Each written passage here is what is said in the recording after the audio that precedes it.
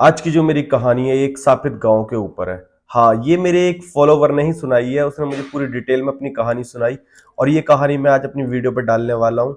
सुनिए तो हुआ क्या? हुआ कुछ ऐसा कि मेरा जो एक फॉलोवर है, जो कि मेरे दोस्त समान ही मानो, वो अपनी शादी के बाद अपनी वाइफ के साथ हनीमून बनाने के लिए निकला था। वो दोनों ने बाइक का टूर समझा कि बाइक से ही टूर करेंगे, जहां भी घूमेंगे बाइक से ही जाएंगे। वो दोनों निकल गए। वो दोनों निकले ही थे कि एक रोज उन्होंने बहुत अच्छी दिन गुजारा, एक होटल में रुके और अपना सुबह ही निकल गए फिर से। उनको गोवा जाना था। गोवा जाने से बीच में एक गांव पड़ता है, उस गांव का नाम मैं लूंगा नहीं क्योंकि मैं उस गांव को रिवील नहीं करना चाहता, पर वो साफित गांव था। रात के 11:30 बज चुके थे। उन्होंने कहा यहाँ तो कोई होटल दिख नहीं रहा है, इस गांव में ही पूछ लेते हैं रुकने के लिए।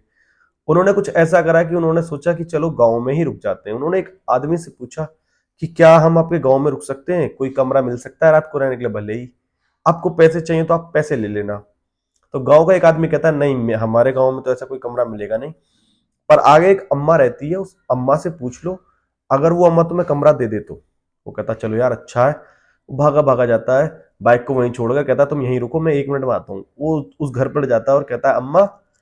अम्मा गेट पर ही बैठी होती है।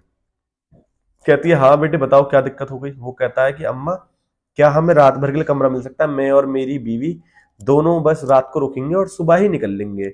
हमें गोवा जाना है तो रास्ते में हमें कोई घर नहीं मिल रहा है, बताओ हम रुक सकते हैं? तो अम्मा कहती है ठीक है तुम रुक जाओ, कोई दिक्कत की बात नहीं है।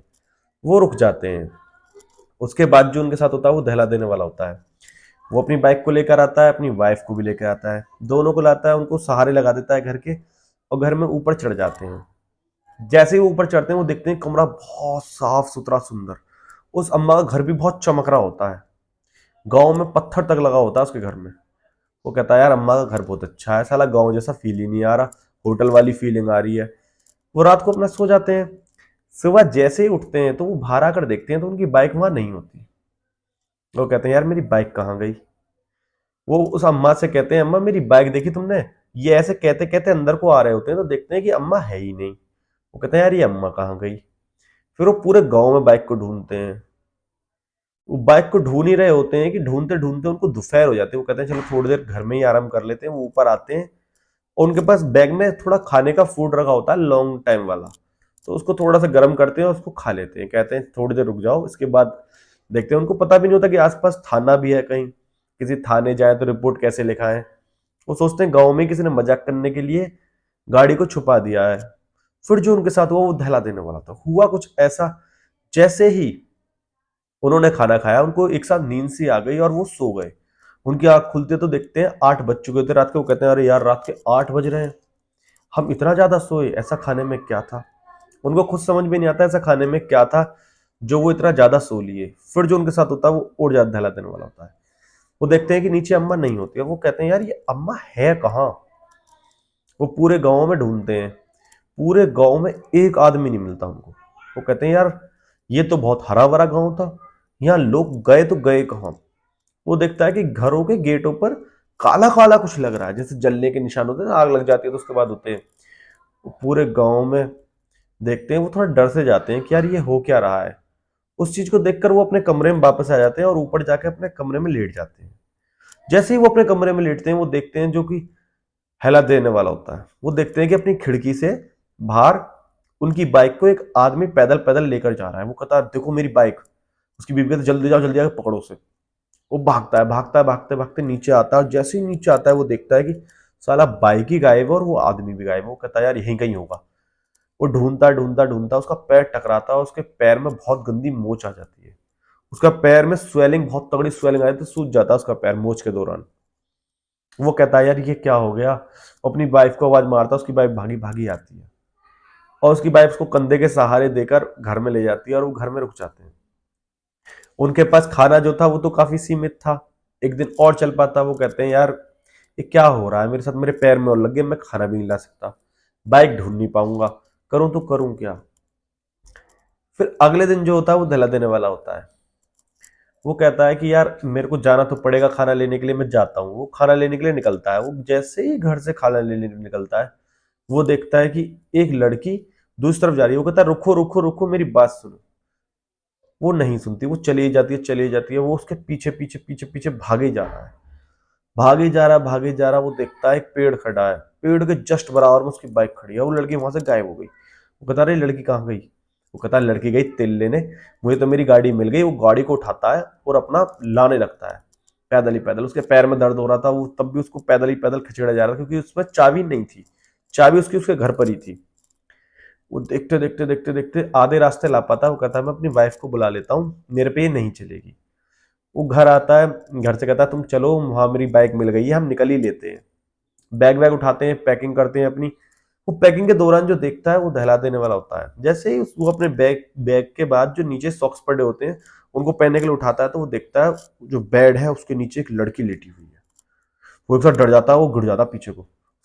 उसकी बीवी भागी भागी आती है बाथरूम से, कहती है क्या हो गया क्या हो गया? वो कहती है, वो कहता है कि इसके नीचे कोई था। वो कहता है कोई नहीं है, यहाँ तो कोई नहीं है, और हकीकत में कोई होता नहीं है। उसको जन क्या ही दिखा था उसको नहीं पता, उसने मुझे यही बताया जो मैं आपको बता रहा हूँ। फिर उसके साथ जो हुआ वो दहला देने वाला था।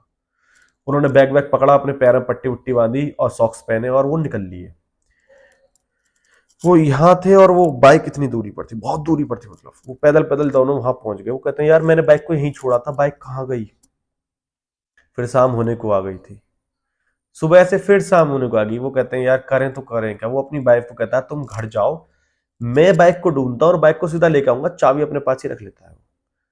वो पूरे गांव में बाइक को ढूंढता है, हर गली में हर जगह। उसको बाइक नहीं मिलती, ना एक आदमी मिलता। तो उसको जैसे ही वो गांव के किनारे पर पहुंचता है तो वहां रोड आ जाती है। वो रोड पर एक वो जा रहा होता है टर्री वाला। वो कहता है अरे भाई साहब रुको रुको रुको। वो कहता है हाँ क्या हो गया? अरे इस गांव में एक अम्मा रहती हैं, उनके घर पर मैं रुका हुआ हूँ, मेरे ऐसे ऐसे बाइक गायब हो गई और मिल नहीं रही है। मैं सारे में देख रहा हूँ वो बाइक मुझे नहीं मिल रही है। वो कहता है कौन से गांव में रहते हो? ये जो पीछे गांव है इसमें रहता हूँ। वो कहता है अरे इसमें इसमें तो एक ऐसा हादसा हुआ था जब से कोई इसमें रहता ही नहीं है। वो कहता क्या हुआ? उसने सारी डिटेल बताई कि इस गांव में एक बार आतंकवादियों ने, मतलब जो गुंडे होते हैं, उन लोगों ने हमला कर दिया था, पूरे गांव को जला दिया और लूट लिया था। जब से इस गांव में कोई नहीं रहता, ये बहुत शापित गांव है, जो इसमें एक बार फंस गया वो कभी नहीं निकलता इस गांव से। वो कहता हाँ मेरे साथ भी ऐसा ही हो रहा है, मैं 3 दिनों से इस गांव में ही फंसा पड़ा हूँ, मेरी बाइक मिलती है नहीं मिलती, फिर मिलती है। वो कहता है अगर तुम्हें अपनी जान बचानी है, वो टुर्रे वाला उनके लिए देवता की बराबर था कि उसकी जान बचा ले। उसने कहा तुम्हें अगर अपनी जान बचानी है तो बाइक को छोड़ो, बस अपनी जाओ और बाइक को कैसे करके उठा लाओ। वाइफ को बताना मत, अगर वाइफ को पता चल गया तो वो घबरा जाएगी और वो आने में शायद भड़बड़ाए और बेहोश वेहोश हो जाए। चुप, उससे कहना कि बाइक मिल गई है, मैंने रोड पे छोड़ आया हूँ। वो कहता तुम मेरी मदद कर दो। वो कहता है मैं मदद नहीं कर सकता, मैं तो खुद इस गांव में कभी नहीं गया, बस इसकी कहानियां पता है मुझे। वो कहता है ठीक है। वो जाता जाता जाता है भाई, पैदल ही पैदल 6 बज जाते हैं शाम के। वो अपने उस घर में, जिस घर में उसकी बीवी होती है, वो उस घर में घुसता है और घुसते ही देखता है कि सामने जो बुढ़िया उसको उस दिन मिली थी पहले दिन, उसके फोटो पे हाथ टंग रहा होता है। वो कहती है यार ये क्या हो गया? वो इस चीज को भी नहीं ध्यान देता और बस चुपचाप ऊपर जाता है। ऊपर जाकर अपनी वाइफ से कहता है बाइक मिल गई है, वहां खड़ी है और तुम जल्दी चलो मेरे साथ, और जल्दी चलकर हम लोग वहां से निकल लेते हैं, क्योंकि ये गांव मुझे थोड़ा ठीक नहीं लग रहा। वो कहता है क्या? वो कहती है क्या हो गया? मैंने वो कहता है कुछ नहीं, तुम बस चलो मेरे साथ। दोनों निकलते हैं और निकलने लग जाते हैं। जैसे ही वो थोड़ी आगे बढ़ते हैं, वो कहता है थोड़ी तेज नहीं चल सकती क्या? वो कहती है कि तुम्हारे तो खुद पैर में लग रही है, तुम इतनी तेज क्यों भाग रहे हो? वो कहता तुम्हें नहीं पता, बस तुम तेज तेज चलो।